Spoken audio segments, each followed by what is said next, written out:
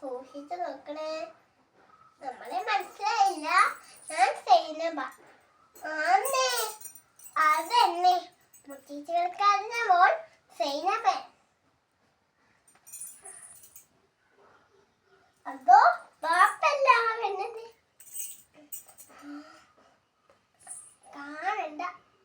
പുറത്തേക്ക് പോവുണ്ട്. പോയിക്കോട്ടെ പോയിക്കോട്ടെ പോയിക്കോട്ടെ. ഹൗ സമാധാനമായി.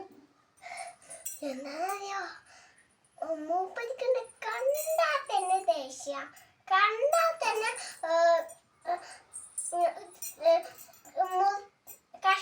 കഷ്ണാക്കി കോഴി ബിരിയാണി വെക്കുന്ന പറഞ്ഞിട്ടുണ്ട്. എന്താണല്ലേ നമ്മള് മുത്തപ്പനെ നിക്കാഹി വെച്ചതല്ലേ.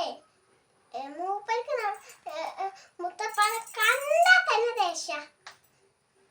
എന്താ മൂപ്പനെ മുറ്റിച്ചുകളെ എത്തിച്ചത് നമ്മളല്ലേ. അതിന്റെ ദേഷ്യം ആന്നേ.